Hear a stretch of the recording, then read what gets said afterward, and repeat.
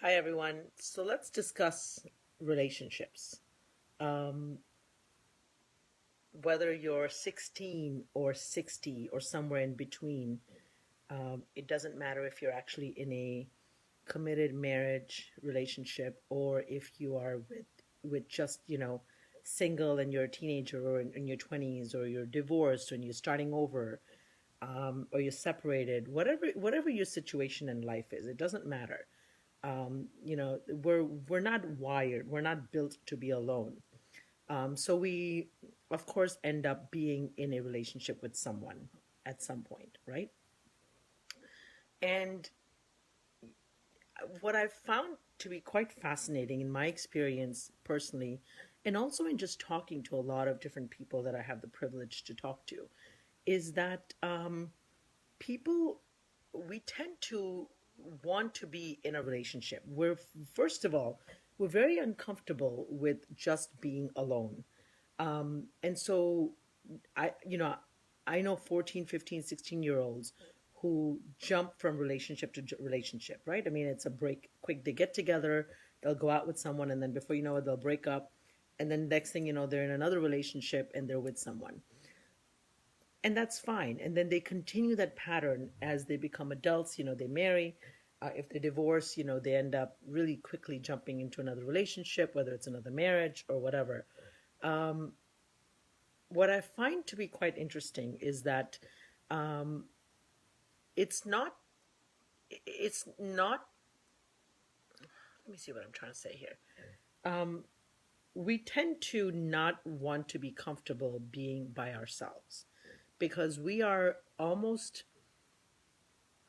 not afraid, but we're almost, um, well, I guess we are afraid to just be with our own emotions, our own self, right? So if you're not with someone, then number one, a couple things come up.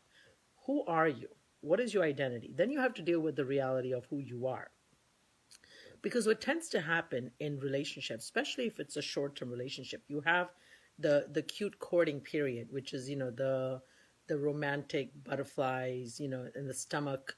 You're dating. You're showing up as your best self, and it's fun. It's great. It's romantic. It's you're complimenting each other. You are providing a really positive feedback to the others. But then what happens is we tend to run the first chance of trouble, and we don't want to deal with whatever trouble is coming up, and so we quickly jump ship, and we then before we know it, start on the dating websites or apps, or we meet someone through mutual friends, we start going out again, and or we reconnect with an old flame, whatever it is. But the point is we start again with someone else really quickly. We don't tend to stay in the relationship and actually work on it, right? We tend to just jump from relationship to relationship to relationship, thinking that the next relationship will be the one that's going to be it. It's going to be the perfect relationship. But the common denominator in all those relationships, what we fail to see is that it's me. In all my failed relationships, I'm the common denominator.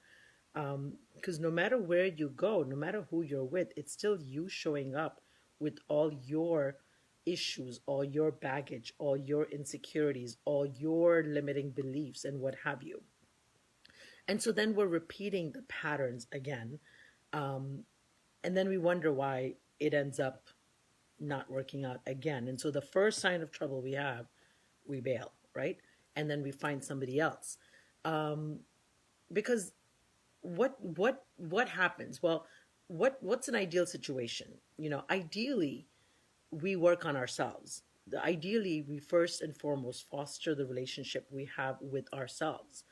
But how many of us can honestly say that we know who we are? We know what our strengths are, and we're okay owning them and claiming them, because our strengths are gifts from God, and they are not something to be embarrassed about, not something to apologize for. There's something to step into the fullness of you, because in that way you're saying thank you to God for giving you those gifts, because then only then can you use those gifts, your strengths, to make a difference in the world and live your life's purpose? But a lot of us, we just kind of apologize and, shun away from our gifts and no, no, no, it's not me. So that's one. The other thing is, we also don't want to deal with our challenges, right? So we have strengths, but we all have challenges. Nobody's perfect. Only God's perfect. But when we are not willing to deal with our strengths, we're also not willing to deal with our challenges.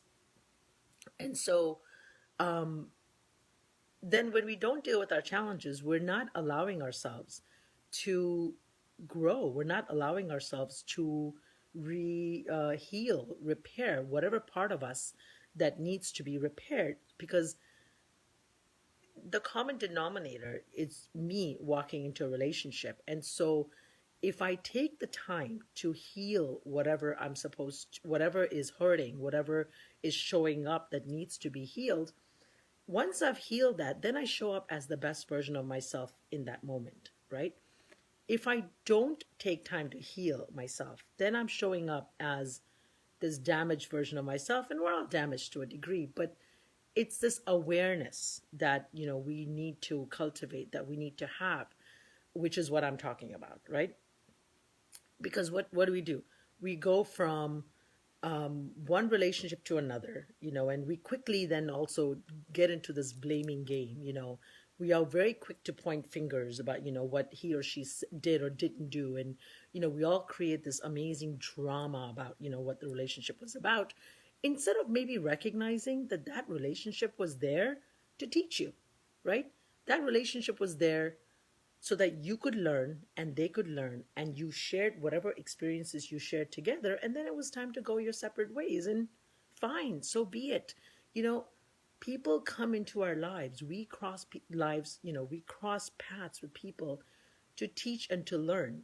But we get into these relationships with this unrealistic forever together, forever, sort of idea. Um, and then we're wonder, and we haven't taken time to work on ourselves, and then it doesn't always work out. And we don't have the tools, we don't have the capabilities to do what we need to do to show up as our best version. And then when we break up, how do we break up? Let's talk about that, right? So we, of course, like I said, we blame, we do all that.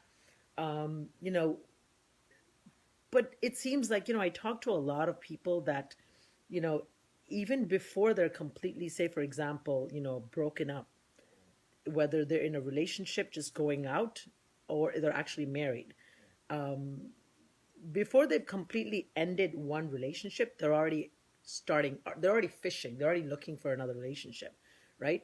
And it's very interesting to me because it's like you haven't completely closed one chapter of your life. You haven't taken time to, honor that relationship. You haven't taken time to learn whatever lessons you're supposed to learn from that.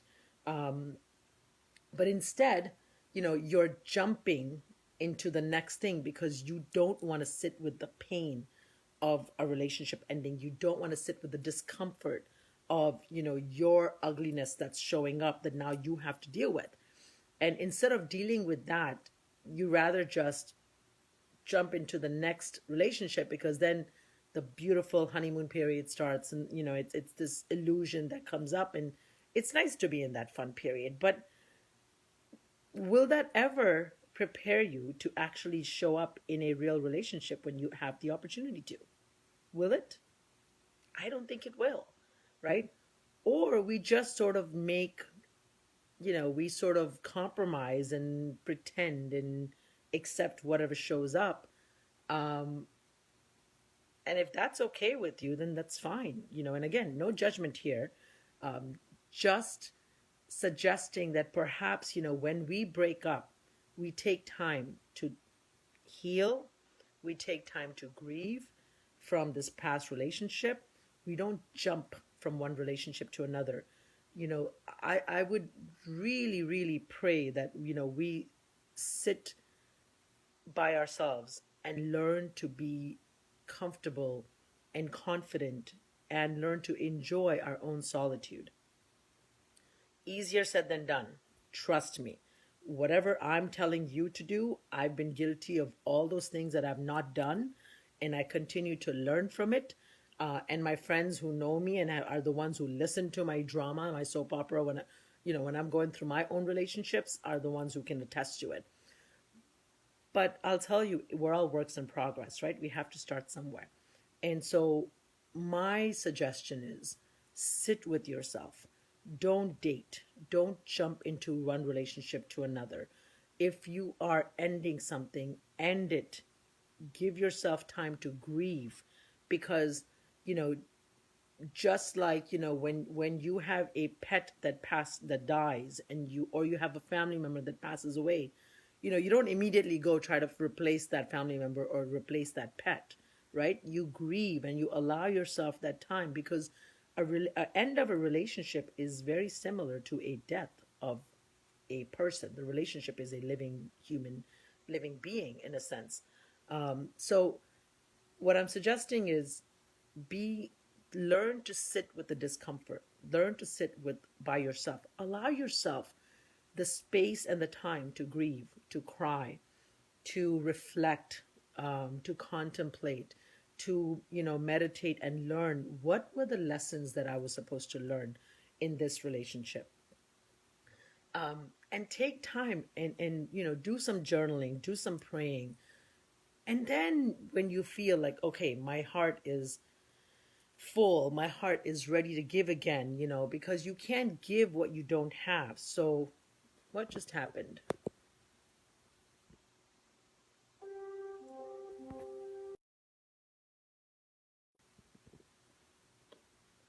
I don't know what just happened, but I guess the angels are playing tricks on me. But here we go again. So the point is, we can't give what we don't have, right? And so we can't give to others what we're not willing to give to ourselves. And so, if you're breaking up a relationship, then honor that, give it space, give it time, take time to grieve. If you're breaking up a marriage, again, honor that. Let that completely end. Don't just start dating the minute you're separated, or the minute you're even, there's trouble in paradise, and you just start looking and scoping what else is out there. It's not fair to yourself. Most importantly, forget the other person. You're actually just not being fair to yourself. So that's my humble request. Take time and learn to live, be comfortable in your own solitude, in your own pain, in your own grief, in your own joy, and then move on to the next relationship. Anyways, I hope this has been helpful as always. And if you have any questions or comments, please, I encourage you to do so. And love and light. Take care. God bless. Bye.